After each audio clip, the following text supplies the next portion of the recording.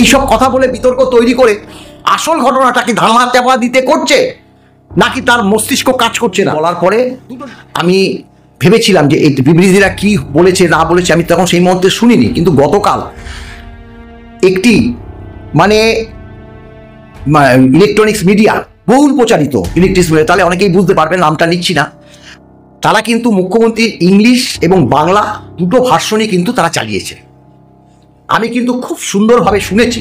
কিন্তু মুখ্যমন্ত্রী, যার জন্য এর আগেও আমি বলেছি, মুখ্যমন্ত্রী যে কথা বলেছে যে মহিলারা কেন 12টা সাড়ে 12টার সময় রাতে বেরোবে, সেটা বারণ করছে তিনি। এর আগেও তো তিনি বলেছিলেন, আরজি করে অর্ডারও হয়ে গিয়েছিল, যারা নার্স বা যারা যে সকল মহিলারা এই মেডিকেল কলেজগুলোতে কর্মরত থাকে তাদের রাতের শিফট যতটা কম পারা যায় সেটা জানি দেওয়া হয়, এর জন্য অর্ডারও বার হয়ে যায়। অর্থাৎ মহিলারা রাতে কাজ করবে না, মহিলারা 12টা সাড়ে 12টার সময় বেরোবে না। এখন দেখুন কাজের বহর বেড়েছে।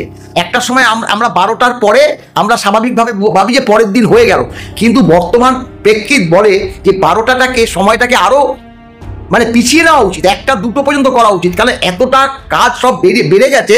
হ্যাঁ, সেক্ষেত্রে কিন্তু সেই এখন 12টাকে একদম একটা দিনের এন্ড হিসাবে গণ্য করা উচিত না, আরও পারলে 2 ঘন্টা বাড়িয়ে দেওয়া উচিত। তাতে কিন্তু এই ট্রেন বলুন, বাস বলুন, সেগুলো কিন্তু চালানো উচিত। কারণ এত কাজের চাপ, যার জন্য ওই আইটি সেক্টরগুলোতে অনেক মহিলা তো লাস্টেলে ফেরে, লাস্টেলে আমার মেয়েও অনেক দেরিতে ফেলে। হ্যাঁ, বাবা হয়ে তখন স্টেশনে গিয়ে দাঁড়িয়ে থাকি।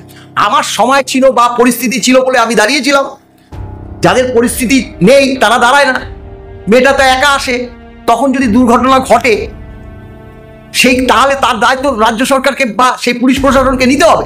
তাহলে রাত 12টার সময় তুমি যদি বারণ করো, তাহলে রাত 12টার সময় যে বাসগুলো চলে, যে রাত 12টার সময় যে ট্রেনগুলো চলে, সেখানে যে সকল মহিলাগুলো তোমার নামে, তাদের সিকিউরিটি তাহলে সরকারের দেওয়া উচিত, পুলিশ প্রশাসনের দেওয়া উচিত। তোমরা কেন দাও না?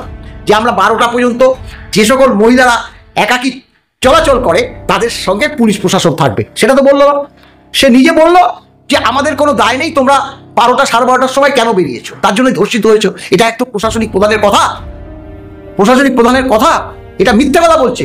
একদম পরিষ্কারভাবে মিডিয়া দেখিয়ে দিয়েছে, মুখ্যমন্ত্রী বলেছে রাত 12টা সাড়ে 12টার সময় বেরোনোটা উচিত নয়।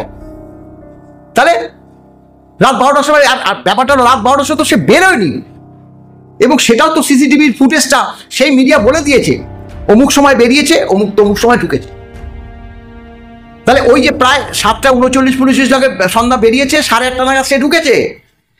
তাহলে সেখানে 8টায় যদি, 8:30টায় যদি ঢোকে, 9টায় যদি ঢোকে, তাহলে 9টার পরে 10টা 11টা 12টা, তুমি 3 ঘন্টা 3.5 ঘন্টা কিভাবে যোগ করে বলে দিলে যে 12টা সাড়ে 12টার সময়? এখন এইসব কথা বলে বিতর্ক তৈরি করে আসল ঘটনাটাকে ধামা চাপা দিতে করছে, নাকি তার মস্তিষ্ক কাজ করছে না। দুটোর মধ্যে যে কোনো একটা হবে।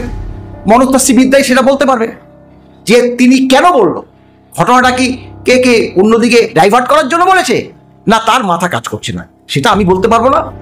তারা ডাক্তার, যারা মনস্তাত্ত্বিক, তারাই বলবে।